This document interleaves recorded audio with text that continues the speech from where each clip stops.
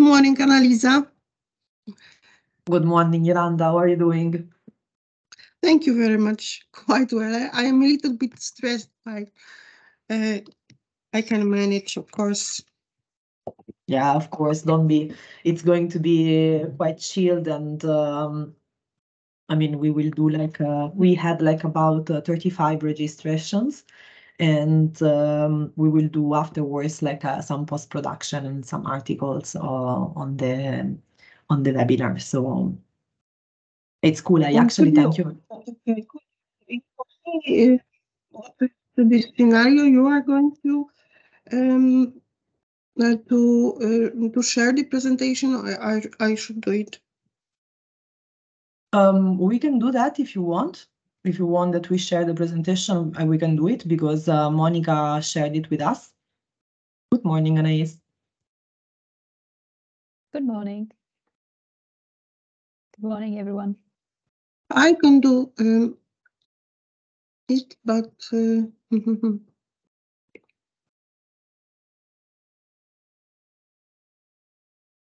let me know how it works best for you. Yes, I'm just thinking because I discovered one functionality which is very useful in the sharing the presentation, but I don't know if I should. Maybe I try, okay? Because it's I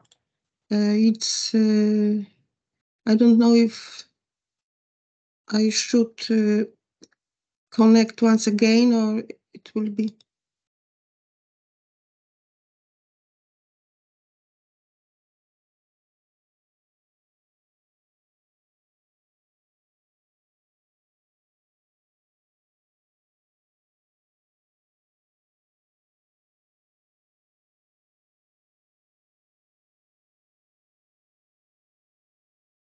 And could you tell me what do you see? We see it very well. There is the main slide, Empowering Public Administration in Poland, and I guess it's full screen, so it's good. Okay, so we can do it like this.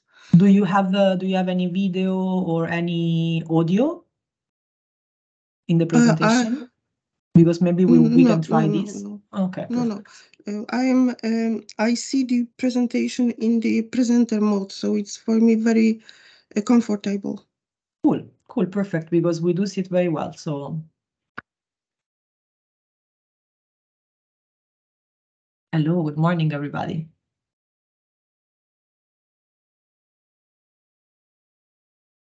Hello, good morning.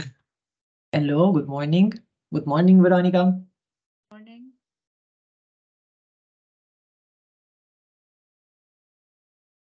I don't know if somebody else wants also to try and to test a little bit the platform and sharing the presentations. Here we have the one of Jolanta, which anyways is the first one. So we can, if nobody else wants to try to share the screen, we can leave it like that.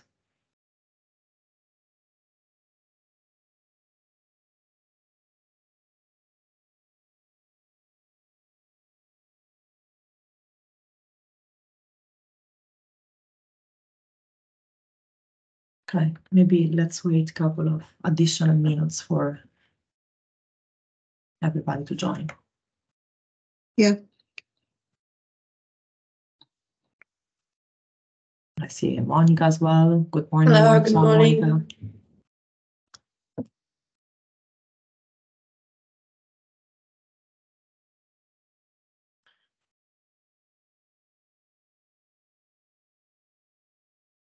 We were just saying that maybe it's just better if everybody shares the screen. So,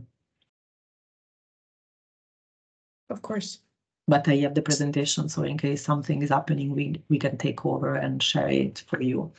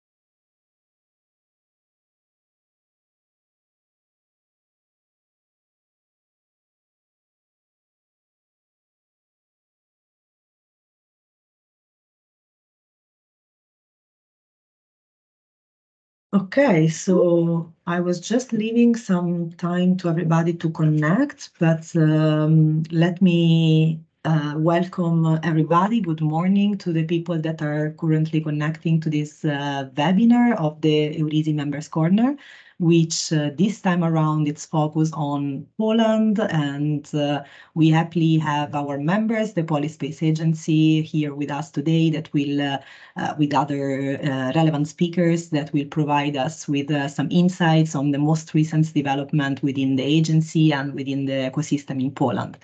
So I guess that with no further ado, we can kick off this webinar. Again, my name is Annalisa Donati, and I am the Eurisy Secretary General.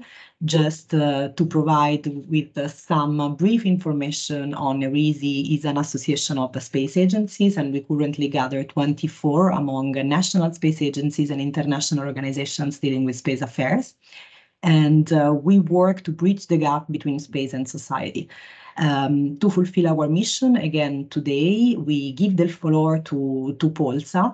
Polsa is the Polish space agency tasked to deliver the national space strategy, which is, of course, combining all the different segments of space policy, from science to technology development to, of course, education activities. The agency, of course, also supports the national public administrations in using the space-derived technology and its applications. And today we will hear more about this from our speakers. First in line is Ms. Jolanta Orlińska. She is the Director of Earth Observation Department within the Polish Space Agency. And today, Jolanta will introduce to us a little bit the overview on the national activity for what concerns Earth observation and security matter. So yet again, with no further ado, I guess that everybody is pretty much curious to hear more from our speakers. So Jolanta, the floor is yours. Good morning, ladies and gentlemen. Today we are going to present you selected Polish activities fostering the public administration in using satellite solutions. Poland has a long tradition in space activities, but only joining the European Space Agency contributed to the dynamic development of the space sector. In 2022, we celebrated anniversary in ESA, and during this time, our entities elaborated more than 100 new technologies. They were involved in 540 projects, and for the time being, in ESA Star Portal, 450 entities were registered. The role of Polish Space Agency, as Annalisa said, is to support space industry and research organization in building their competences and business position, and also encourage and support central and local government administration to use space science, technology, and application to deliver better services. Our administration in Poland points to barriers that make the use of satellite data difficult for them. Among others, they pointed out the cost of high-resolution data, lack of knowledge, lack of availability of products and infrastructure. POSA has been working till now to eliminate these barriers and to foster the use of EO data in a comprehensive way. We building user awareness, we creating infrastructure and the tools, providing satellite data product and services, and analyzing the law for making use of such a data formally easier. The latest our investment is the platform, National Satellite Information System, NSIS, for public administration, which is furnished with products and services prepared according to the administration needs. As regards Earth observation system, we have to mention several initiatives which are performed in Poland. Most of them are run by the military service and military university, but there is one project that is designed to civil use. The project is named Camila, Country Awareness Mission in Land Analysis, and it will consist of at least 4 EO small optical and satellites and 1 SAR satellite. Camila will be created in the frame of the bilateral program with the Ministry of Development and Technology and ESA, and the goal of this project is to build the competences of our space sector in the field of production and integration in satellite system, and to provide high-resolution satellite data for administration, civil security, and crisis management. Due to the growing number of hazardous situations related to the climate change, the issue of fostering crisis awareness and management become crucial.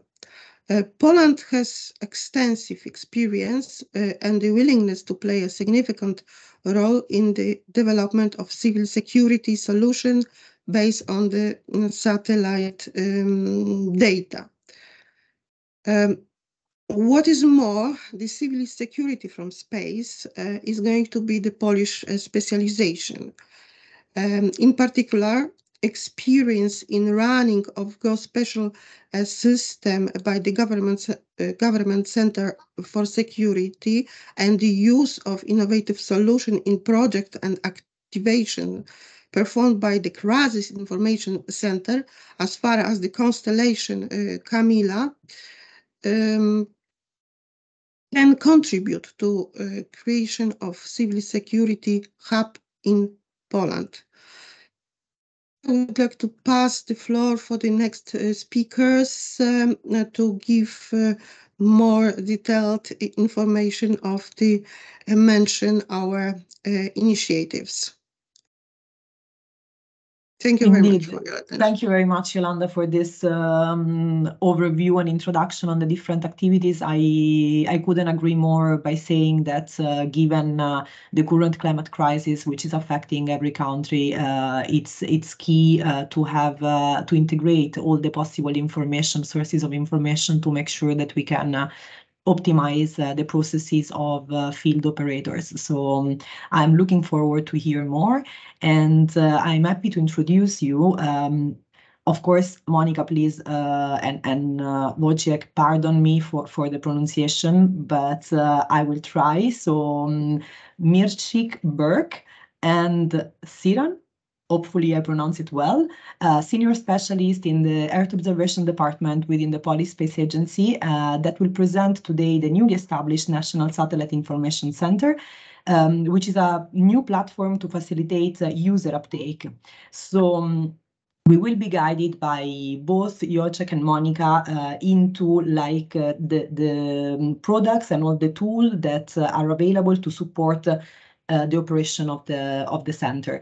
So we look forward to hear more, and I wanted just to say to the participants that after the presentation we will have like a short Q&A session before moving to the second part of the webinar. So if you have any question, you can either write it in the chat or wait after the presentation for you to raise your hand and just ask it yourself. Thank you. Thank you, Annalisa.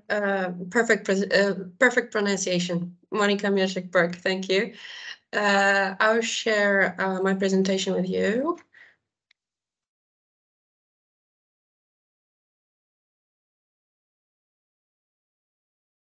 It's all good? Yeah, it's okay. Thank you. So in my presentation, I would like to take a closer look at our core project in Earth Observation Department in Polsa, which is the National Satellite Information System, or as we like to call it, NSIS.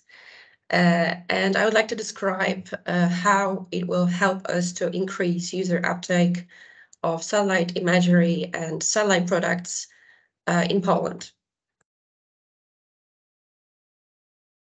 So the premise of NSIS is creating an interoperable system, so a system that works with other national data platforms for receiving, storing, processing, and also sharing satellite data and satellite information products. Our platform provides 6 thematic areas, 6 thematic monitoring services, which are ready-to-use information. It also offers analytical tools with the IT infrastructure for more advanced users.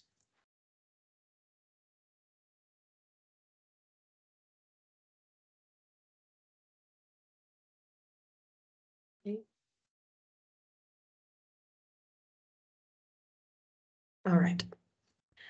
So the platform consists of 3 main components. The NSIS portal, GeoPortal, the knowledge base for beginners and non-advanced users that helps to walk through the vast amount of technical information. And last but not least, the marketplace where companies can offer their commercial products. And I will describe all these components later in the live presentation of NSIS. The NSIS mapping portal is equipped with a wide range of data, starting from satellite products developed by Polsa, through national and European services like Copernicus monitoring services, and finishing with commercial solutions from companies and institutions.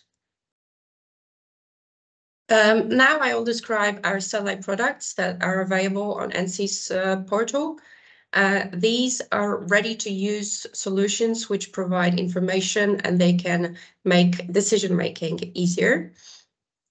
This is also our solution to increase the user uptake, first by diagnosing areas where satellite solutions can help public administration in their work, and then empower them with satellite products that can improve their work. So for the time being, Polsa has prepared 8 satellite products and they are land cover maps, change detection maps, orthophoto maps, urban heat islands, and agricultural products, agricultural drought and soil moisture. Our main product in the land analysis composition is the image classification of the Sentinel-2 image for whole country. We have an automated algorithm and it was based on Sentinel-2 global land cover, which was approved by the European Space Agency. As we can see on the 2 photos, or photo and a map, the algorithm classifies each pixel into a land cover class, like forests, agriculture, or water bodies, etc. This is a very helpful up-to-date information mainly to determine the structure of land use, and this information can be used in spatial planning, obviously, transport, and environmental protection, for example, to see if protected areas are not illegally used. The next set of maps are change detection maps. This product is created by also an automated process of comparing 2 maps that I just showed before of land cover. The color that we can see on the photo provides information about which class turned into which class year by year. This method can be used in spatial planning as well. For example, tax collecting, illegal forest logging, or illegal constructions. And on this particular map, we can see progress of a construction of the Vistula split between 2021 and 2022. The next product was a project that came out of enormous need of high-resolution data among public administration. It is a pilot project, and the main premise of it is to enhance the spatial resolution of a classic image of Sentinel-2 for Poland by 4 times. So basically, by applying AI algorithms, we present a satellite image which has a pixel of 2.5 meters instead of 10 meters. Polsa also provides a set of orthophoto maps of Poland, a mosaic of Sentinel-2 images in different color compositions. So on the left, we can see a natural color composition, but on the infrared color infrared maps, we can see more, because infrared channels help to identify vegetation, water bodies and clouds, and the infrared channels basically indicate water content in plants and also in crops. On the NC's portal, we also have a satellite product called Urban Heat Islands. This phenomenon, urban heat island, occurs in cities due to the dense concentration of buildings and materials, absorbing materials used in cities, which replace natural land cover. These materials like concrete, bricks, etc. Urban heat islands affect our life, our health, our life comfort, especially during heat waves. So it is crucial to know where we can indicate the hotspots in cities. Polsa has published maps for 5 cities in Poland, and more urban areas will be covered in the future. And also I can say that these maps have already found users among urban planners and city mayors in Poland. The urban heat island maps show us the temperature of the surface. It is based on Landsat thermal imagery with 30-meter pixel. And on this particular map, we are able to see a very interesting example, a comparison of a dark roof of a very concrete area, which is a railway station. It's indicated with the arrow up on the photo. And it's a comparison with a white membrane roof of the National Stadium in Warsaw. So at the same time, on the summer day, in the morning, the concrete railway station with dark roof was heated up to 41 degrees, and the white roof of the National Stadium had 27 degrees, which is a significant difference, and it's almost compared to like green areas nearby. So color also matters in this particular example. The next slide is about drought, especially the agricultural drought. The drought is a concern for the economy and also for every farmer.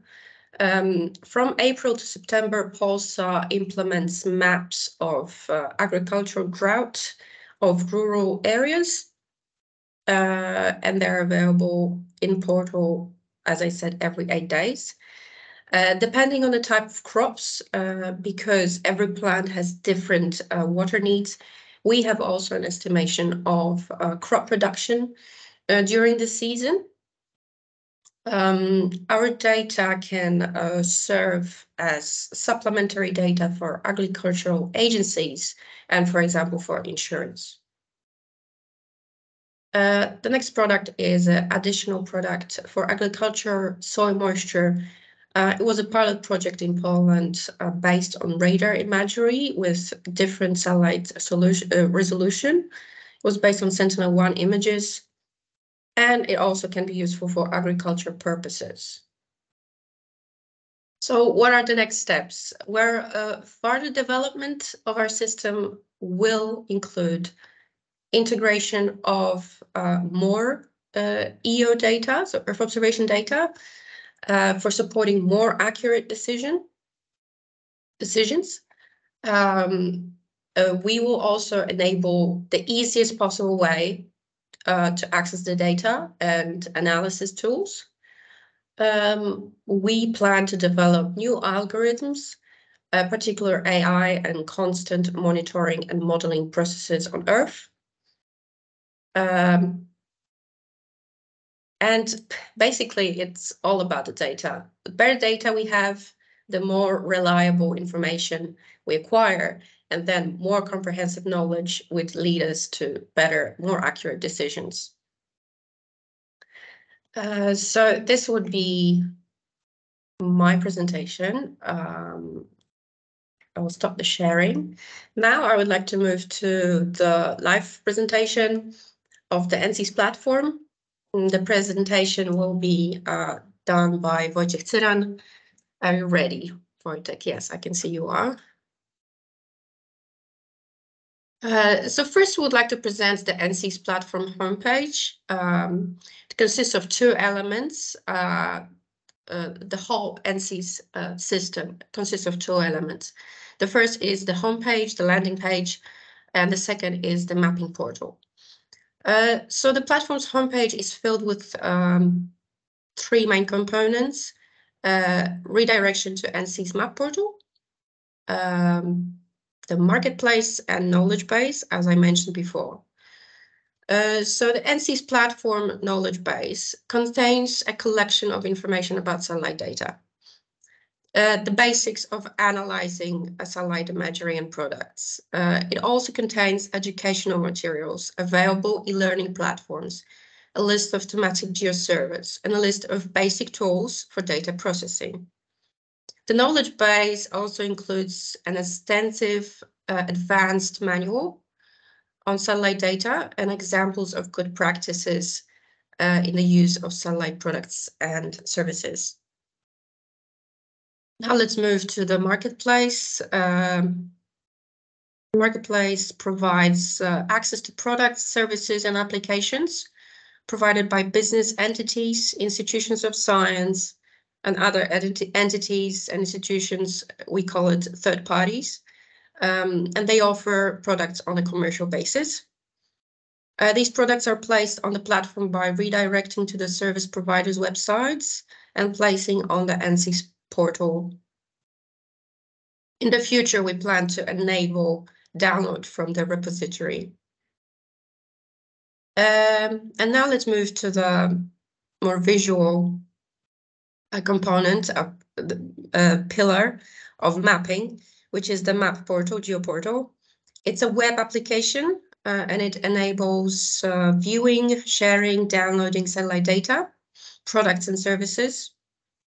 A characteristic feature of the NCS portal is the division into 6 thematically grouped map compositions: land analysis, agriculture, forestry, water management, environment, and crisis management. The thematically grouped layers provide a pre-made, we can say a custom-made set of information for a particular area of interest. Now we would like to present basic tools and products on an integration of national spatial information systems on the NCS portal. Great, so let's launch the NCS portal. The starting composition, land analysis, appears in the main map view. We can choose the map background of the main view. Let's change it to the orthophoto map. Now we can run the address point search tool. In the search engine, we enter an area of interest, Gniew.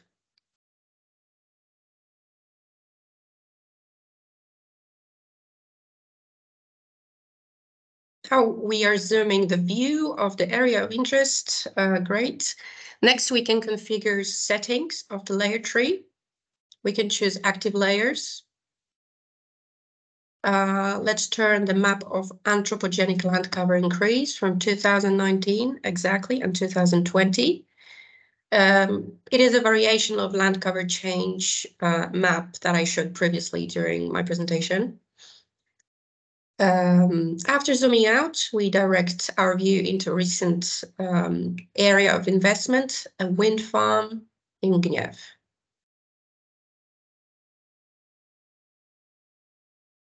We can also zoom in by changing the map scale down the bottom to 1 to 5,000. In the layer tree, we turn on the national integration of local spatial development plans. These plans are basically our main document in Poland, prepared in order to determine the intended use of the land in every municipality in Poland. We can set the transparency of the file to see all the layers. Let's change it to 50%.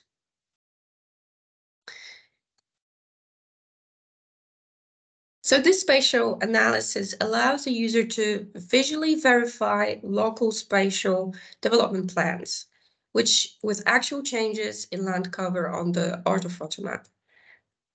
It offers an easy and quick solution for public administration to validate their official documents and maps, which are very often out of date. Okay, so the last tool we would like to present to demonstrate is adding an OGC web services to the map. This tool is based on selecting a predefined OGC service from the list. We can choose from WMS, WFS, WMTS. These abbreviations are basically protocol standards for web mapping. Currently, there are about 70 web map services available on our list.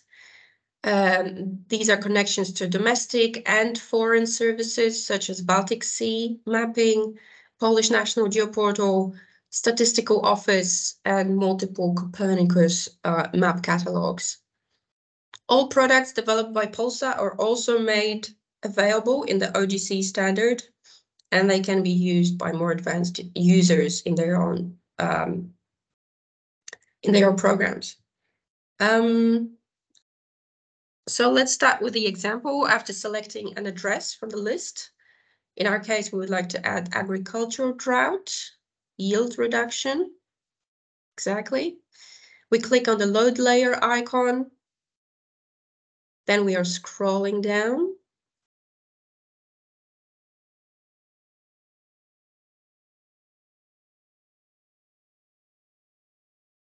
Scrolling down, and we choose yield reduction of corn.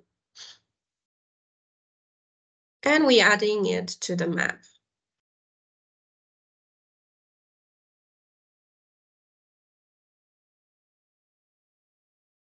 Okay, service is added to the layer tree.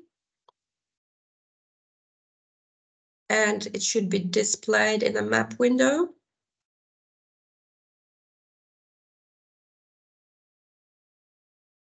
Great. So when we choose options icon, yes, for the particular layer and click about layer, a set of information will be displayed, including the URL address for any map.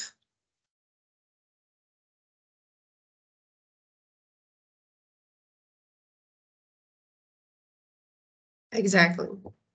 So URL address can allow to connect the web services offered by the ANSYS platform to external applications, as I mentioned, which can be valuable for more advanced users. And now we will show you how to open a legend for any map in the portal. On the top of the layers tree, we can switch layers into the legend button. Exactly. Now we can open legend views. And here we can find all the legends for every product on our website. All right, so to wrap up, this was just a short introduction of our system.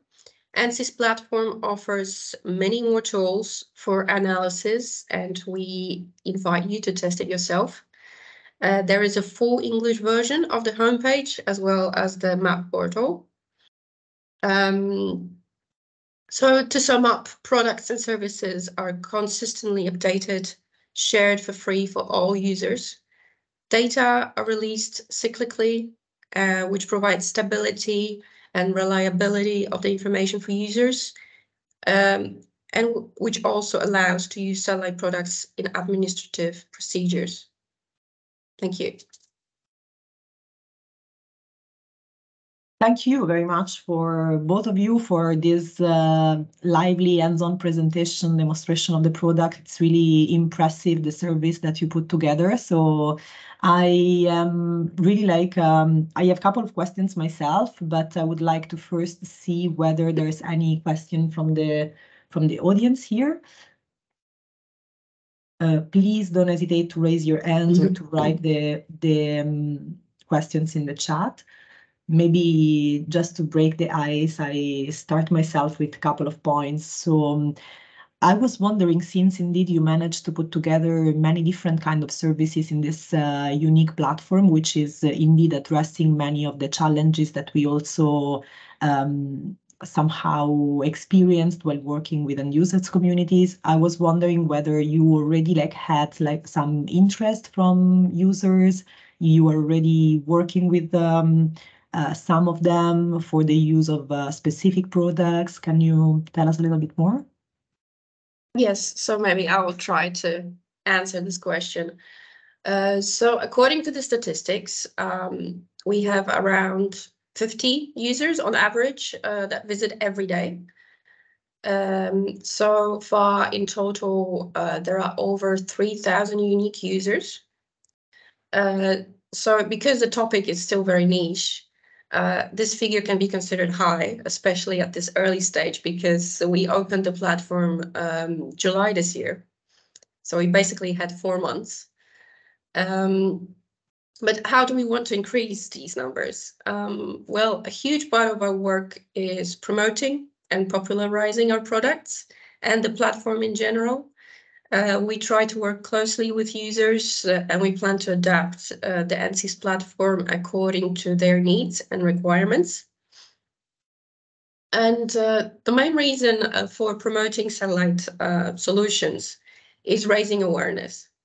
POLSA does it through many initiatives like workshops, trainings, e-learnings.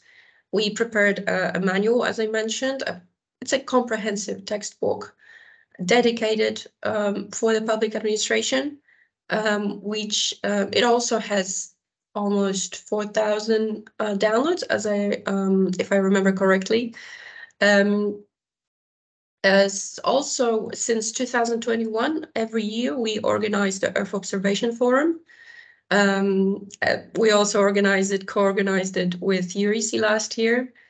It is an exchange of ideas for public administration, and we think about it as a bridge between science, industry, and users. The forum gathers every year over 200 participants, so it's a high number in our opinion. Yeah, I cannot but confirm what you're saying. I mean, when we co-organized it, it was impressive, the number of people and actually the conversation, the questions, the interactions. So there is really a growing interest, and we cannot but be happy about this. Exactly. Just talking about users, we also have a feedback survey on our website. This will also tell us what we can improve on the platform in the future, on the ANSYS platform. And I must say that there was a great need among users for a coordinated place of sharing data and products, satellite products. And by creating this portal, presenting satellite data in a simple way, it will be much easier to acquire new users who might never even think about using satellite information in their everyday tasks. What can I say more? Well, because Polsat tries to create this ecosystem, a very beneficial ecosystem for raising user awareness, we build infrastructure, we offer products, services, and we also provide legal support. Because all of these goals, I think the user uptake increases day by day. So I do see one question in the chat, which I will pose before my other question. So the question is from Daniel Sagat, and he's asking what is the main motivation or reasons to build a national Earth observation constellation when there are already existing services like the Copernicus ones?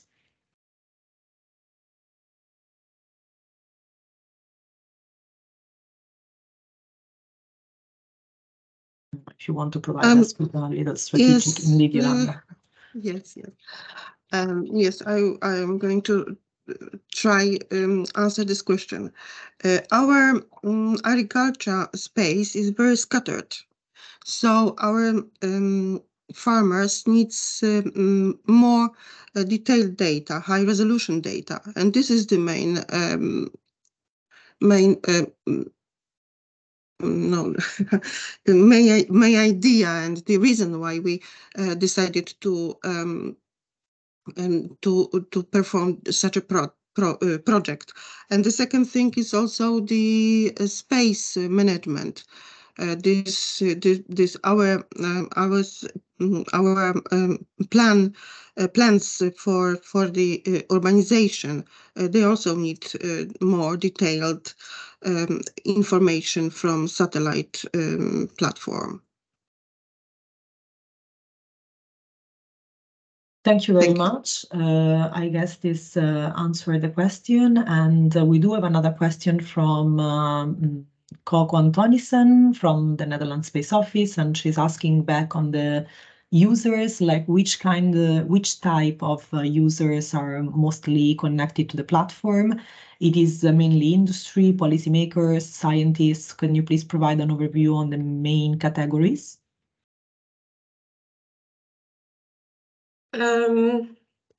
So maybe I'll try to answer.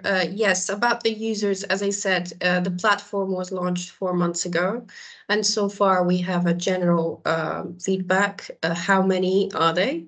And not really detailed into from which category they are.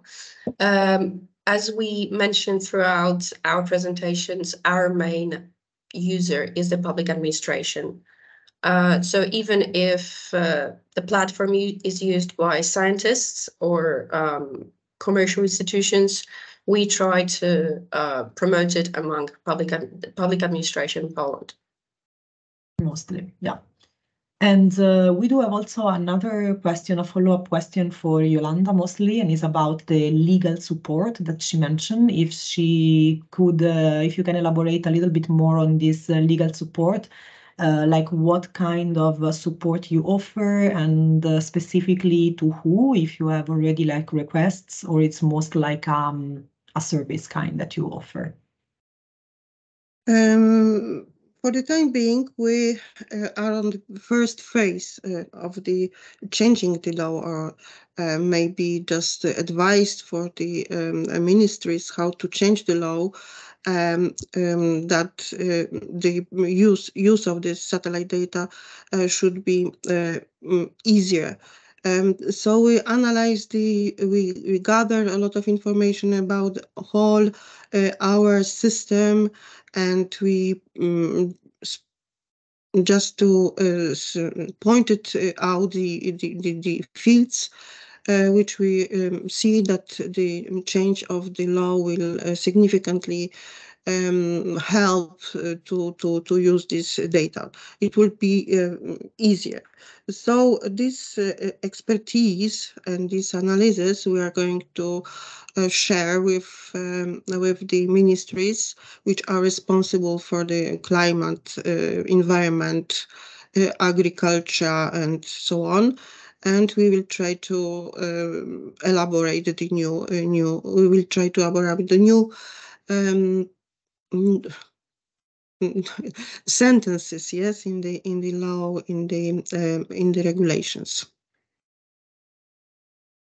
Thank you very much, Jolanta. I do have one very last question on still on the access to the platform and also on the training, because in our work with users, especially from public administrations, we realize that indeed there's some technical challenges that they experience when they're using satellite-based services.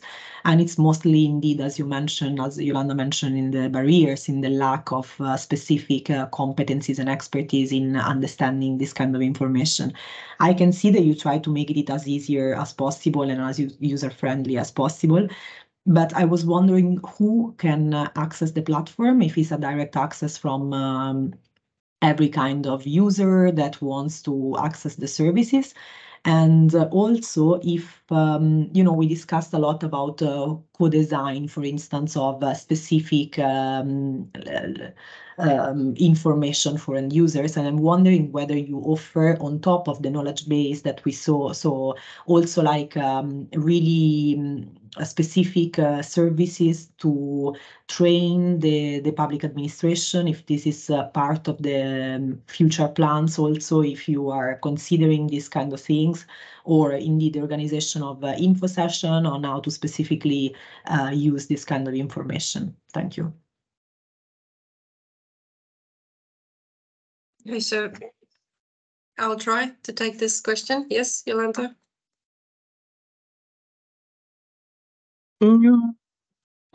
I think that the most important thing is that our platform is open for everyone, and no, we try to promote all these products very extensively. So we hope that gradually the users can help increase, and maybe Monika will add something. Yes, of course. So to answer your second question, I think, Annalisa, in the near future, we plan to lead a series of workshops dedicated to the public administration, but first, most likely, it will be focusing on agriculture products. To make everything simpler, we also try to develop the monitoring services with ready-to-use information and products. First the forestry, then crisis management products, and eventually the environment, water management map products. And as you said, simple products can provide information, and we can see the barrier of going through technical issues. That's why we adding the products. That's why we adding these assets to our platform. It is our priority. This will provide a sample of satellite solutions to potential users and show how the satellite data can improve the work of the public administration, fulfillment of tasks of every day. So these users, the public administration, will mainly determine the future look and expansion of our promotion activities, and also expansion of the platform. Yeah, I think it's great to have this feedback loop. So basically, it's driven by what the users themselves will tell you according to the actual use that it's going to be made of the platform. I have another question, which is last question before moving to the next session, and is about the pool of data that are used to provide this kind of services. So the question is from Matthew Anthony from the Malta Council of Science and Technology.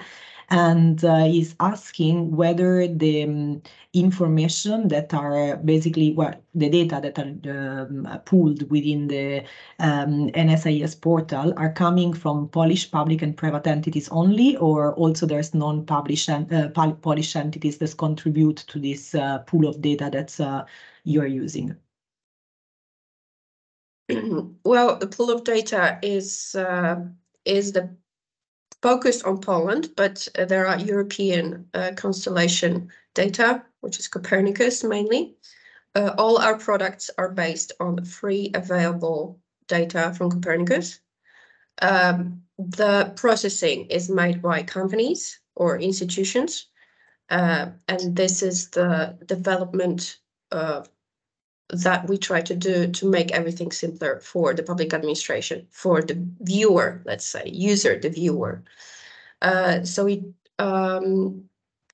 the data basically is not our constellation. It's not. We also provide the national services that provide this relative data that we can fuse with our products. But mainly it's a Copernicus processed data. Yeah, so I guess that also, as you mentioned, with third-party contribution that are actually contributing to the Copernicus missions. I saw also a couple of Landsat images before when you presented, so I guess that the actual satellite data are quite diverse in terms of source, but the processing is done from the entrusted entities and Polish companies. Okay, thank you very much for this very insightful presentation. It's really interesting what is going on in Poland, and we will do for sure like some follow-ups. But now I want to move also to another topic which is quite at the heart of Eurysy's activities recently, and is about disaster risk management and security management. And we have two distinguished speakers now from the Polish landscape. So the first one who take the floor is Miss Beata Janowczyk.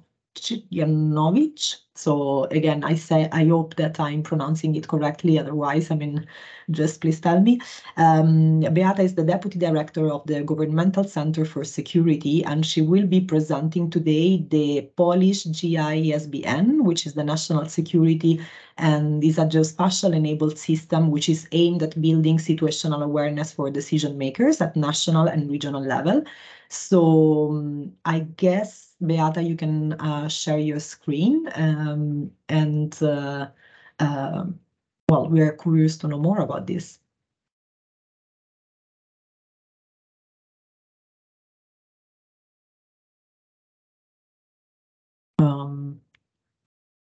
Maybe I see Beata is connected, but she's muted, so I guess we need, okay. So you should be able now, Beata, to unmute yourself and to... Yeah, yes, now great. it's okay. Lovely. Good morning. It's nice to be here, and thank you so much for these opportunities to share information about our system. With me is Agnieszka Scheinert. Agnieszka is system administrator, and we will give you some information about our system. This GIS system was created at the beginning of the COVID-19 pandemic as a tool to provide information to society, to services, and also to build situation awareness in the context of COVID pandemic. And after the pandemic, we decided to develop our system, and we'll give you some information about this. We don't have a presentation, but Agnieszka will give you some information about what we are doing now, and maybe also our plans, next plans. I'm sorry because I need to leave this meeting, but Agnieszka will be here. So, good morning. It's nice to meet you all. So, as Beata mentioned, I will have few words about our current situation, what we are doing now. Currently, system covers more threats than COVID pandemic, which was our start, and we divided our information into three main streams. The first stream is responding to the current demand for information needed to make decisions and various levels of crisis management. It includes mainly national and regional level. Access to this part of system has only users from crisis management. Currently, in our system, we publish information about war in Ukraine, and this information needs like a situational picture of people evacuated from Ukraine, migratory directions from Ukraine, mapping of state of Ukrainian refugees in Poland, current military situation in Ukraine. We don't develop this dashboard now because it's too much events. So on the beginning the war, we prepared this dashboard and some dashboard about humanitarian aids. One of them publish help request and support offers for Ukrainians from other agencies and from civilian from Poland. Next, publish humanitarian aid sent by countries via Governmental Strategic Reserves Agency. The next one is humanitarian aid sent via Polish border. They shows humanitarian aid in different ways. The next one is personal identification number given to the Ukrainian citizens in Poland for both group, for newborn people and for these who came to us and won't have to be a Polish citizens. These are about Ukrainian conflict.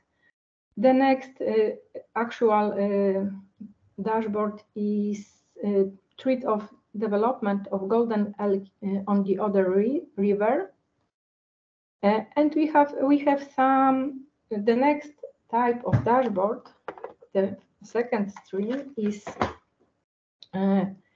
publishing information.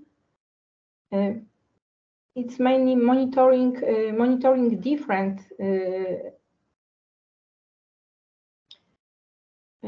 So sorry. Agnieszka, just to be sure, you are aware that we do not see your screen. Yeah.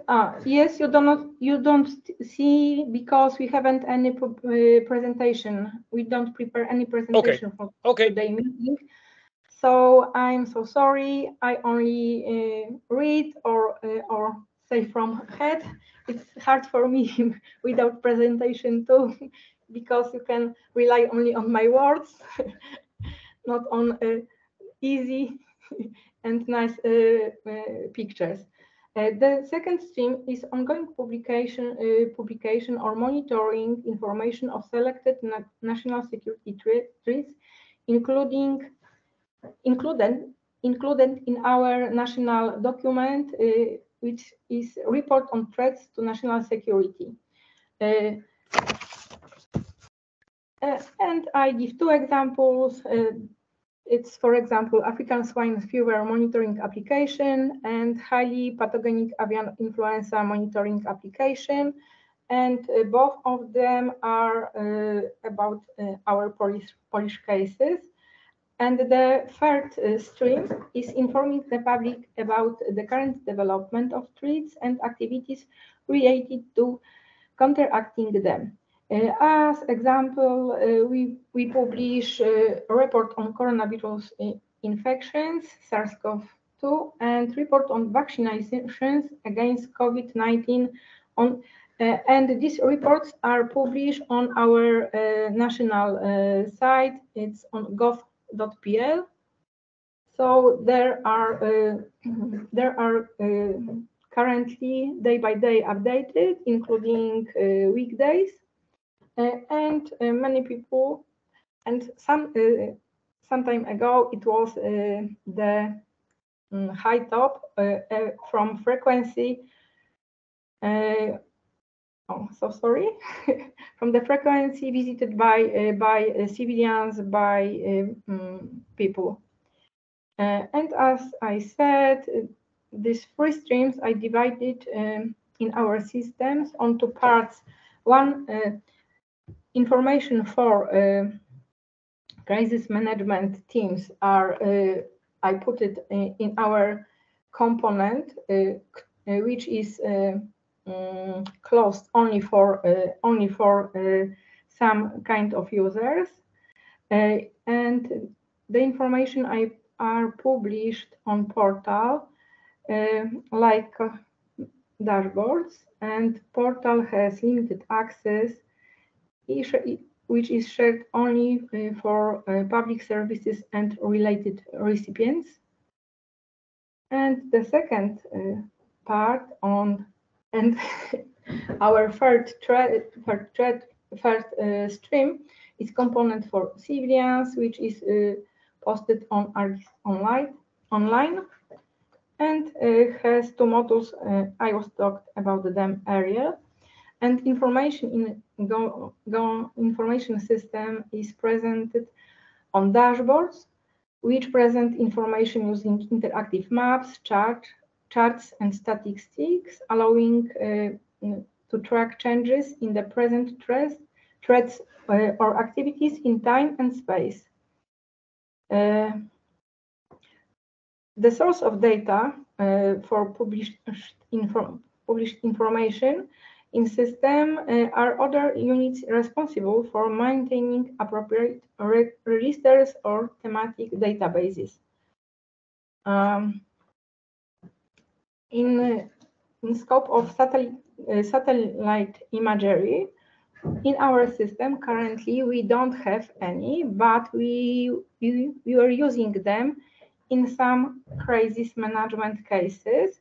So far, we were using them mostly in floods cases, strong winds, and fires. For example, we were using them lastly for strong wind in Kujawsko-Pomorskie voivodeships, and in floods area we were using in a fire area we were using them lastly in Wiebrza fire. So as I said, as I mentioned, we didn't use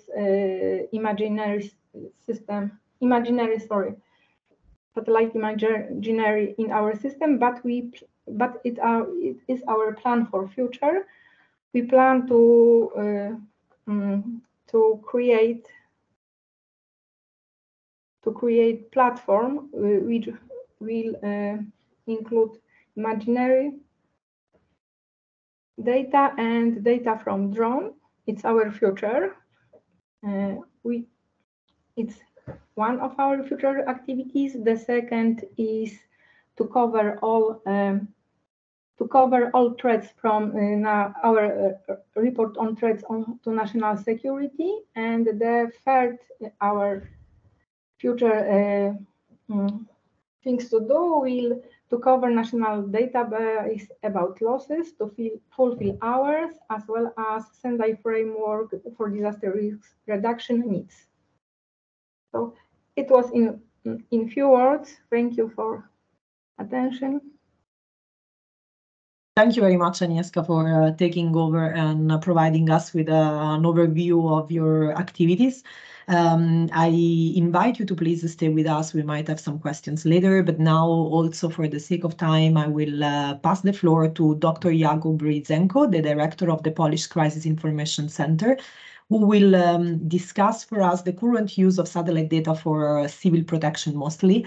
I look forward to your presentation, Jakub, and I give you the floor. Thank you. Thank you very much, and very good morning to everyone. I would like to make a short presentation with a slight different angle that you normally might hear. I will not really speak about the practical ways of using space for civil protection. Most of you have either seen or too many of them, or at least so many that you know it very well. But I would like to focus on something different, to how to make a difference. Because it's not really about technology. The message which I would like to convey, and we are more and more sure that we need act upon, is that technology is ready.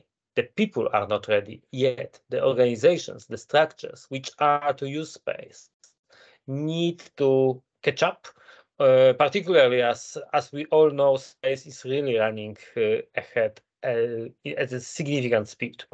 So let's just talk briefly about the fire which was mentioned by Agnieszka before, the fire in Biebrza National Park, actually the largest wildfire we experienced during last, well, now 28 years. And you can imagine how this may look from the perspective of either the observer, the firefighter, or even a low-flying drone. You see a specific part of the problem, but not the overview. And this was the event where exactly this was proved by use of satellite data. The moment the satellite data were provided by our colleagues from the military center, and then there were our analysis. Of course, this was all the coordinated effort. The firefighters who were in charge confirmed that this was the moment they really understood the scope of the challenge, the strategic dimension of the actual situation. How large the area, what are the relations. In the next picture, you actually see the active fire fronts and the hotspots which were at least generating smoke. So this is really a picture which gives you the quite good understanding what is the overall situation in a long area. But what was interesting, that these data were really used in a coordinated way with locally available data from drones. And this is really what works the best. The drones and the satellites combining two perspectives. The satellites give you a wide overview, but they are not so commonly obtained. When drones can be available almost all the time, or should be, but they give you normally a local perspective. But even with these drones, it was difficult because the drones cannot fly, or at least it's a common practice in Europe that they are not used when there is the human-operated aviation. And with the wildfires, you have firefighting planes, you have observation helicopters, a lot of normal aviation flying. And this is one more example. This is the picture taken already at the end of the action by the high-flying drones. It's almost as good as a satellite. It gives a much wider perspective, but it was not possible to obtain it until the end of the firefighting flight period because of these risks. And this is a point which I would like to focus, because this is the story, a very short story, which I want to convey, how we are trying to operate to make space, or in this case, the optical reconnaissance in general, space and drone derived, the critical factor, the success factor in supporting crisis management. So we realized that there is this pressing challenge of enabling the simultaneous use of drones and satellite data, but first and foremost, drones and to enable drones to fly simultaneously with the normal aviation.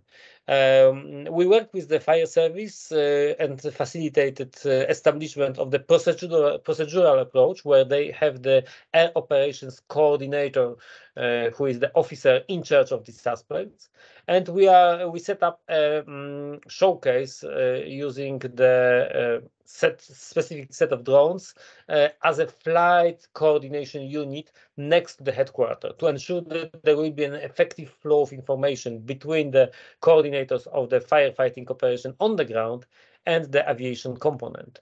And we worked closely with the Air Navigation Agency to ensure that all these things might be flying at the same time safely. So we really worked with the air traffic coordinators, however, in a rather traditional way, as you can see in the screen, using the typical maps.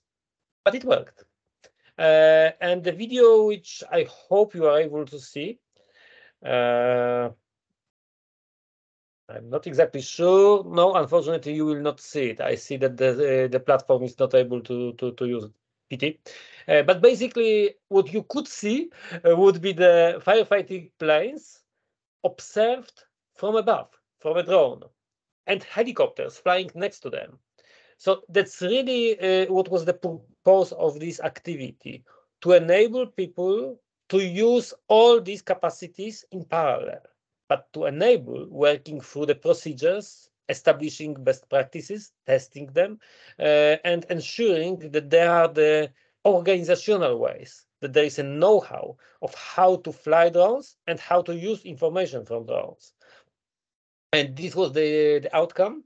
The picture, which I like very much because it's a certain proof that the commander, well, this was the exercise. This was 1 year after the actual fire, when this was when we were doing this. But what we achieved was that the commander of the activity decided to move himself to the vehicle where he had the easy access to the overview data, in this case from the drones. So this became his favorite location for making decisions, for assessing situations, for commanding the activity. This proves that this is indeed a very useful solution for the rescue colleagues. And just to complete the story, a few weeks ago we had another exercise. We more or less repeated the approach. We were flying, we had the drones flying in a coordinated manner, but this time it was not on the paper map. It was with the use of the application, which you can see the screen from which in the upper right corner. And this is the application which supports safe flights of different drones and also further in future the human operated aviation, ensuring the efficient and easy coordinated communication between the coordinator, the officer in charge, and the actual pilots. This thing did not exist in 20 or 21, but it came up as a result of the process which we were running.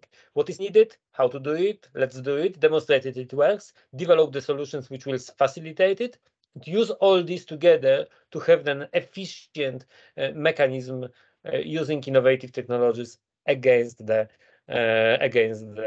natural, sometimes also man-made phenomena. The identification of the problem. We defined, working with end users, the concept of how these, in this case, the dedicated air traffic management arrangements, can be operated. We introduced some necessary organizational concepts like the air operation coordinator role. We ran a trial. We proved that it works. Then there was a period for development of a technology for this software. We had another trial, testing the procedures, testing the beta software, and actually proving that it works. And hopefully by the end of this year, most probably even in November of this year, the software reached enough maturity to become operational.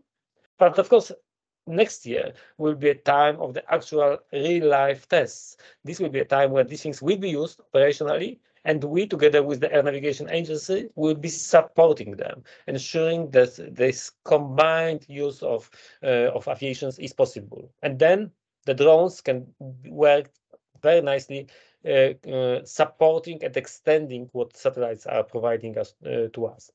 And now the final message, because I was talking about the drones, but not only as an extension of satellite data, also as an example of the way, of the method that you need to approach a problem of adaptation of innovation by end users, in particular in the very difficult area, which is the crisis management. The innovation is very much needed, but it also needs a very specific types of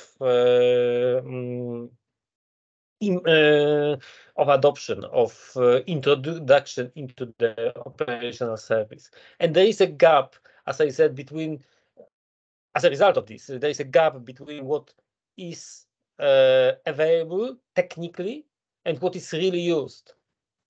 A lot of things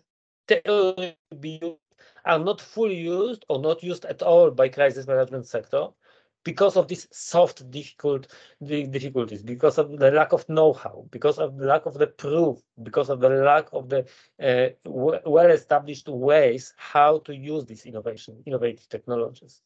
So in Poland, it is the intention that we will be running the series of activities organized around things which we called a testbed and a user support center, which will be the group of specialists working as a bridge, ensuring that we are work together with both perspectives, focusing on facilitating operationalization of innovation, facilitating and supporting also the last mile of development of the technical solutions, to provide them the reality check, to provide them opportunity to validate, to verify if their solutions are really working in the hard, difficult operational conditions of rescue activities, and building upon this feedback, optimizing interfaces, optimizing some minor things quite often, which are substantially, which are critical for successful implementation. And then, on the other hand, we are really willing to work focusing on building the know-how, combining best practices, guidelines, procedures, know-how of using a specific innovation, space, drones, both of them, but also robotics, other things, AI, innovative ways of getting advanced analyzed data, transforming the potential into the operationally useful innovation. And finally, what we think is very important, it's like in the medical care. It's not enough to show the innovation to the doctors. You need to start treating the patients with the innovation. And only then you are really building the real life tests, and then build a portfolio of success stories. We were able to help people. We were able to help people in the hospital. We were able to help people in the crisis management by using innovation. We need to build this. We need to do it ourselves as a people who are on the border of both worlds, to give the promising example, a showcase for the end users to follow, and to give them, as I said, this know-how, how to follow to be most efficient. And on the other hand of this border, to support the developers of the innovation. Hey guys, please just add this, and this will be working much better and much more useful. So that's the philosophy that we came up to, and we are trying and starting to implement it in Poland. And I hope that this was the message which somehow extended and contributed to the previous presentations and your expectations analysis, I hope. Thank you.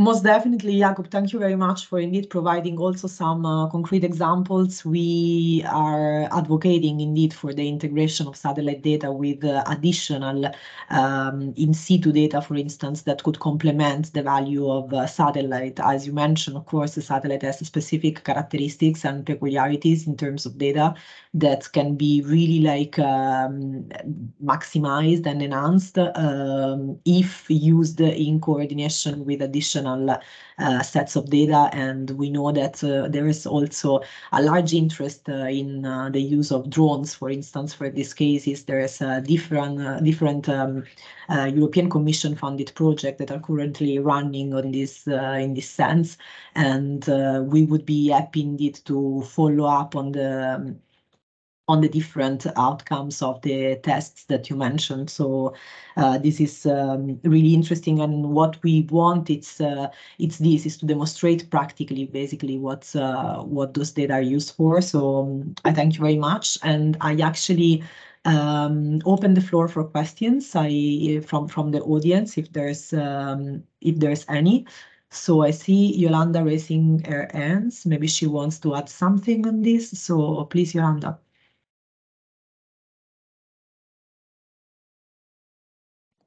Thank you very much. I raised the hand because I would like to say that we are very interested in activation connected with the space safety, and also Polish Space Agency is going to contribute to this ambitions. And I hope that it will be our specialization. So thank you very much, Jakub, for your presentation. Indeed, I see that there's many different activities going on in Poland about this, and actually one of my question indeed for Agnieszka, but Jakub as well, was in terms of, for instance, for what concerns the Governmental Center for Security. We heard that this dashboard was created specifically for COVID issues. And so my question was about, are you planning to expand it further? Is there any, let's say, plan now to reshuffle a little bit the scope and to use it also for many different examples, as you mentioned, for instance, migration flows rather than displaced people in the country, humanitarian aid in general, and which are the let's say authorized users that can access this platform at the moment? Agnieszka, you're muted.